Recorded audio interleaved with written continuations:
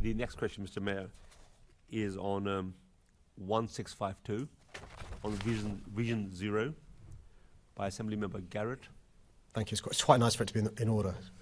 Thank you for your question. Sadly, too many people continue to be injured and killed on London's roads, and every death and serious injury is a tragedy. Safer streets are fundamental to my vision of a city where people can travel easily, sustainably and actively, and where the noise, pollution, carbon and community impacts of motor transport are minimised. Vision Zero is an internationally recognised approach adopted by cities across the world. Since introducing the Vision Zero goal, both deaths and serious injuries in London have fallen faster than the national average. By 2020, the number of people killed or seriously injured on London's roads had reduced by 52% against the government baseline.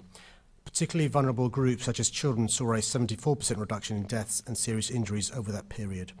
In short, the Vision Zero goal is helping us to make our streets safer. As part of this work, we've introduced the world's first direct vision standard, which has led to around 112,000 heavy goods vehicles already being fitted with improved safety technologies. We've also introduced a groundbreaking bus safety standard, mandating the latest safety technologies and design on all new buses. As a result, more than 1,900 buses across London now have intelligence speed assistance. The number of people injured on or by a bus has fallen significantly in line with our targets.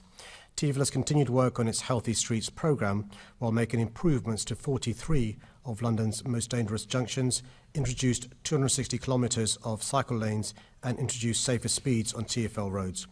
TfL take an active role in investigating serious bus incidents with local authorities and bus operators, aiming to find the root cause of each incident. The entire bus safety programme is evidence-led, and TfL is continuously adding to this evidence base. This evidence-based approach is delivering results, but despite this progress, our goal is zero, and there's still a lot more work that needs to be done. Collective action is needed now to eliminate deaths and serious injuries from London's roads. TfL, London's boroughs and the police are all intensifying efforts to achieve this critical goal by continuing to make our streets safe. Thank you, Mr. Mayor. I mean, my question was whether it's a serious endeavour or whether it's a publicity stunt. And the reason I asked that question, the figure you quoted there, about 52% reduction, the baseline that you've used is the classic example of firing an arrow and then painting a target around it, which is what people do when they want to have a publicity statement and not when they're making a serious progress. So the baseline that you have, 2004 to 2009, you're claiming the credit for your Vision Zero for all of the improvements since then. So that during that baseline, just to take us back a little history tour, this is when Ken Livingstone was the mayor. It's when Tony Blair, for most of your baseline period, was the Prime Minister, which is quite a while ago now, and all of the improvement that's happened since then, you're claiming credit for in the figures that you state. Wouldn't it be more honest to baseline your figure of the improvement that you claim for your programme from a comparison with the years immediately before your programme started? So, I mean, the aggregate numbers speak for themselves. I'm not sure your analogy or metaphor of the arrow and the bullseye works. Well, perhaps if I can clarify. So, yeah. Steve Reed, one of the MPs in my patch, is the Shadow Lord Chancellor. For most of the period, I don't know how much credit you give him for the improvements in road safety in London. For most of the time when improvements that you're claiming credit for were happening, you were the Shadow Lord Chancellor. You're a Member of Parliament. You were not involved in this organisation. So between 2010 and 2015, large improvements, most of the improvements that you're claiming in road safety happened during that period. And you're now claiming them for your Vision Zero project. Does that not seem dishonest?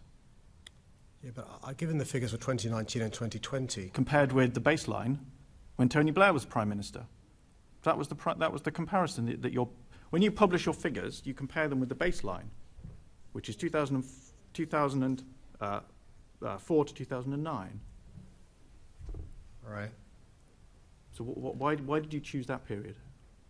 That's the period that DFT have been using, and that's the but you're not obligated to follow that. You could publish figures based on.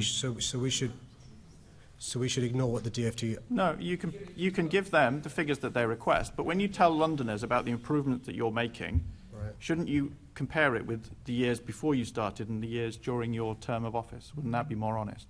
But I've just given you the 2019-2020 figures, which by definition. Okay, but the 2020 figures are during the pandemic.